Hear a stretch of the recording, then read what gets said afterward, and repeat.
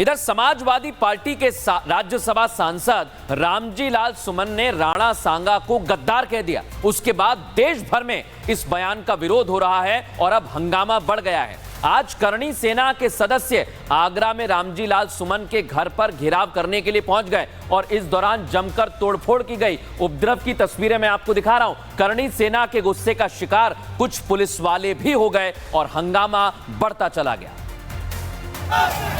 हंगामा, तोड़फोड़ और उपद्रव की इन तस्वीरों को देख लीजिए। कभी पुलिस से नोकझोंक, कभी कुर्सी से अटैक। करणी सेना का ये गुस्सा यूं ही नहीं बरपा। ये गुस्सा महापुरुषों के अपमान के खिलाफ है। ये गुस्सा तुष्टीकरण की सियासत के खिलाफ है।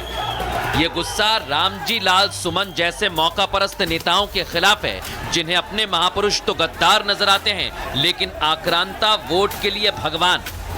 बाबर को इब्राहिम लोदी को हराने के लिए राणा सांगा लाया था। तो मुसलमान तो बाबर की औलाद हैं और तुम गद्दार राणा सांगा की औलाद हो। महापुरुष राणा सांगा के अपमान के बावजूद जब सपा सांसद ने माफी नहीं मांगी तो करणी सेना ने उनके घर का घेराव कर दिया। इस दौरान पुलिस ने रोकने की कोशिश की तो देखते ही देखते प्रदर्शन उग्र हो गया। हंगामा कर रहे लोगों ने वहां खड़ी गाड़ियों के शीशे तक तोड़ दिए। इस दौरान पुलिस बैरिकेड्स तोड़ने की कोशिश भी की गई। यहां तक कि करणी सेना के कार्यकर्ता कार से पुलिस बैरिकेड्स के आगे बढ़ने की कोशिश करने लगे। हंगामे और उपद्रव के दौरान कुछ पुलिसकर्मी घायल हुए हैं, लेकिन वो अपने मोर्चे पर डटे रहे।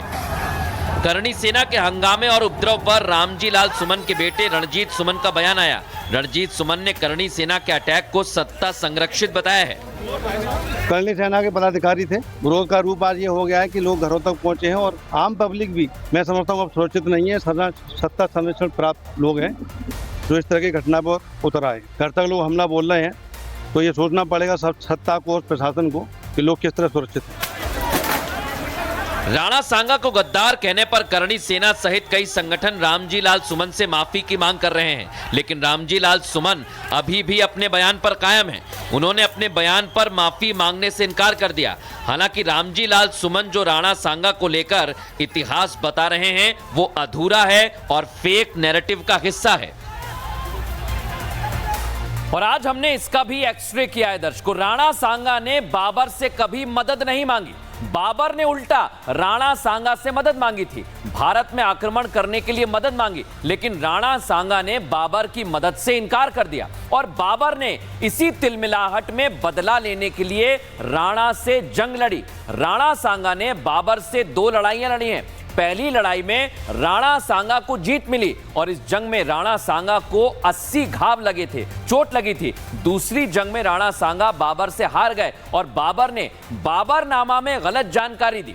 कई हिस्टोरियन बताते हैं बाबर ने लिखा राणा सांगा ने उससे मदद मांगी, बल्कि इसी झूठ की वजह से राणा सांगा पर सवाल उठाया जा रहा है। लेकिन बहुत महत्वपूर्ण बात आपको बता रहा हूं, बाबर का तो अंत हो गया है, लेकिन उसका फेक नैरेटिव और झूठ आज राणा सांगा की वीरता पर भारी पड़ रहा है। रामजी लाल सुमन जैसे कुछ नेता तुष्टीकरण के चक्कर में फेक नैरेटिव वाले इतिहास के पन्ने पलटते हैं और महापुरुषों पर सवाल खड़ा करते हैं। इसकी वजह से ही हालात खराब हो रहे हैं। तुष्टीकरण के चक्कर में सपा सांसद रामजी सुमन ने फेक नैरेटिव से गढ़े इतिहास का जो पन्ना संसद में खोला, उसे करणी सेना नाराज हो गई और संगठन भड़क उठे। अब इस मुद्दे पर राजपूत समाज अपनी आन बान शान का मुद्दा बना रहा है। हालात ये हैं कि रामजी सुमन के बयान से आहत लोग उन्हें फोन पर धमकियां दे रहे हैं। उनके घर पर तोड़फोड़ और उपद्रव मचाया गया। सपा सांसद डिंपल यादव ने इस हंगामे पर सवाल उठा दिए।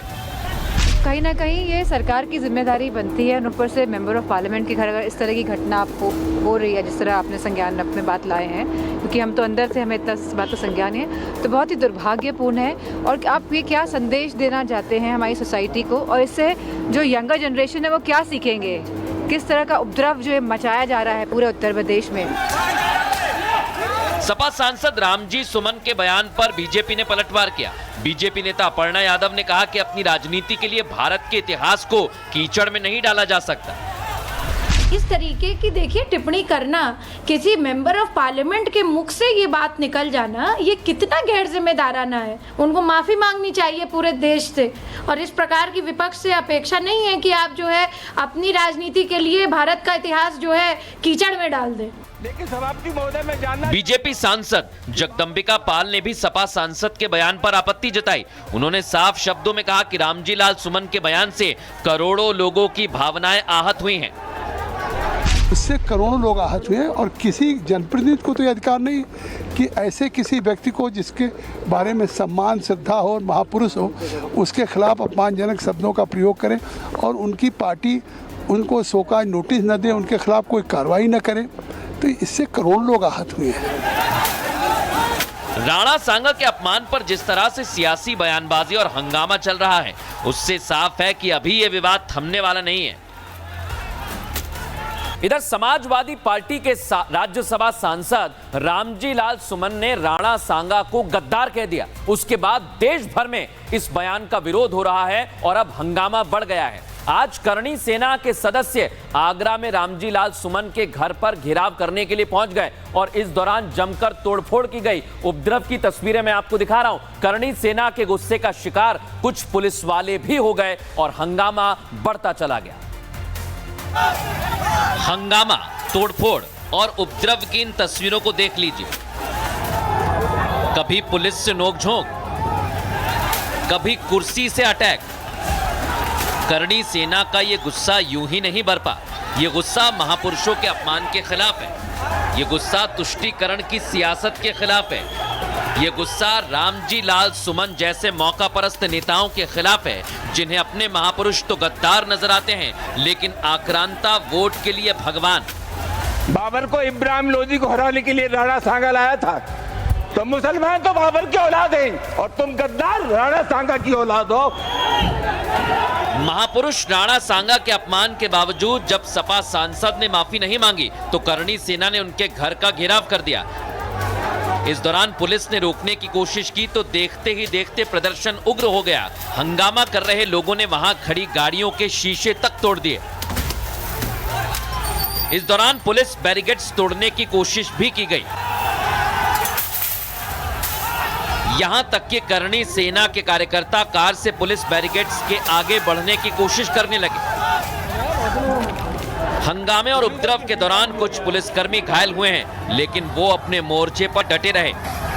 करणी सेना के हंगामे और उपद्रव पर रामजी लाल सुमन के बेटे रणजीत सुमन का बयान आया। रणजीत सुमन ने करणी सेना के अटैक को सत्ता संरक्षित बताया है। करणी सेना के पदाधिकारी थे। विरोध का रूप आज ये हो गया है कि लोग घरों तक पहुंचे हैं और आम पब्लिक भी, मैं समझता हूँ, अब सुरक्षित नहीं है। सत्ता संरक्षण प्राप्त लोग हैं जो इस तरह की घटना पर उतर आए। घर तक लोग हमला बोल रहे हैं, तो ये सोचना पड़ेगा सब सत्ता को और प्रशासन को कि लोग किस तरह सुरक्षित हैं। राणा सांगा को गद्दार कहने पर करणी सेना सहित कई संगठन रामजी लाल सुमन से माफी की मांग कर रहे हैं, लेकिन रामजी लाल सुमन अभी भी अपने बयान पर कायम हैं। उन्होंने अपने बयान पर माफी मांगने से इनकार कर दिया। हालांकि रामजी लाल सुमन जो राणा सांगा को लेकर इतिहास बता रहे हैं, वो अधूरा है और फेक नैरेटिव का हिस्सा है। और आज हमने इसका भी एक्सरे किया है दर्शकों। राणा सांगा ने बाबर से कभी मदद नहीं मांगी। बाबर ने उल्टा राणा सांगा से मदद मांगी थी। भारत में आक्रमण करने के लिए मदद मांगी, लेकिन राणा सांगा ने बाबर की मदद से इनकार कर दिया और बाबर ने इसी तिलमिलाहट में बदला लेने के लिए राणा से जंग लड़ी। राणा सांगा ने बाबर से 2 लड़ाइयां लड़ी हैं। पहली लड़ाई में राणा सांगा को जीत मिली और इस जंग में राणा सांगा को 80 घाव लगे थे, चोट लगी थी। दूसरी जंग में राणा सांगा बाबर से हार गए और बाबर ने बाबरनामा में गलत जानकारी दी। कई हिस्टोरियन बताते हैं बाबर ने लिखा राणा सांगा ने उससे मदद मांगी, बल्कि इसी झूठ की वजह से राणा सांगा पर सवाल उठाया जा रहा है।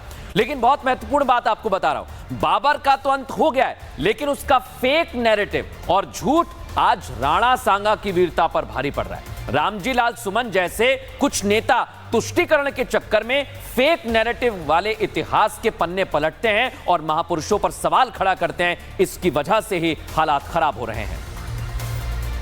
तुष्टीकरण के चक्कर में सपा सांसद रामजी सुमन ने फेक नैरेटिव से गढ़े इतिहास का जो पन्ना संसद में खोला, उसे करणी सेना नाराज हो गई। और संगठन भड़क उठे। अब इस मुद्दे पर राजपूत समाज अपनी आन बान शान का मुद्दा बना रहा है। हालात ये हैं कि रामजी सुमन के बयान से आहत लोग उन्हें फोन पर धमकियां दे रहे हैं। उनके घर पर तोड़फोड़ और उपद्रव मचाया गया। सपा सांसद डिंपल यादव ने इस हंगामे पर सवाल उठा दिए। कहीं ना कहीं ये सरकार की जिम्मेदारी बनती है, ऊपर से मेंबर ऑफ पार्लियामेंट के घर अगर इस तरह की घटना हो रही है, जिस तरह आपने संज्ञान अपने बात लाए हैं, क्योंकि हम तो अंदर से हमें इतना इस बात का संज्ञान है, तो बहुत ही दुर्भाग्यपूर्ण है। और आप ये क्या संदेश देना चाहते हैं हमारी सोसाइटी को, और इससे जो यंगर जनरेशन है वो क्या सीखेंगे, किस तरह का उपद्रव जो है मचाया जा रहा है पूरे उत्तर प्रदेश में। सपा सांसद रामजी सुमन के बयान पर बीजेपी ने पलटवार किया। बीजेपी नेता अपर्णा यादव ने कहा कि अपनी राजनीति के लिए भारत के इतिहास को कीचड़ में नहीं डाला जा सकता। इस तरीके की देखिए टिप्पणी करना, किसी मेंबर ऑफ पार्लियामेंट के मुख से ये बात निकल जाना, ये कितना गैर जिम्मेदाराना है। उनको माफी मांगनी चाहिए पूरे देश से। और इस प्रकार की विपक्ष से अपेक्षा नहीं है कि आप जो है अपनी राजनीति के लिए भारत का इतिहास जो है कीचड़ में डाल दें। लेकिन सभापति महोदय में जानना, बीजेपी सांसद जगदम्बिका पाल ने भी सपा सांसद के बयान पर आपत्ति जताई। उन्होंने साफ शब्दों में कहा कि रामजी लाल सुमन के बयान से करोड़ों लोगों की भावनाएं आहत हुई हैं। इससे करोड़ों लोग आहत हुए और किसी जनप्रतिनिधि को तो ये अधिकार नहीं कि ऐसे किसी व्यक्ति को जिसके बारे में सम्मान, श्रद्धा हो और महापुरुष हो, उसके खिलाफ अपमानजनक शब्दों का प्रयोग करें और उनकी पार्टी उनको शोकाज नोटिस न दे, उनके खिलाफ कोई कार्रवाई न करे, तो इससे करोड़ों लोग आहत हुए हैं। राणा सांगा के अपमान पर जिस तरह से सियासी बयानबाजी और हंगामा चल रहा है, उससे साफ है कि अभी ये विवाद थमने वाला नहीं है।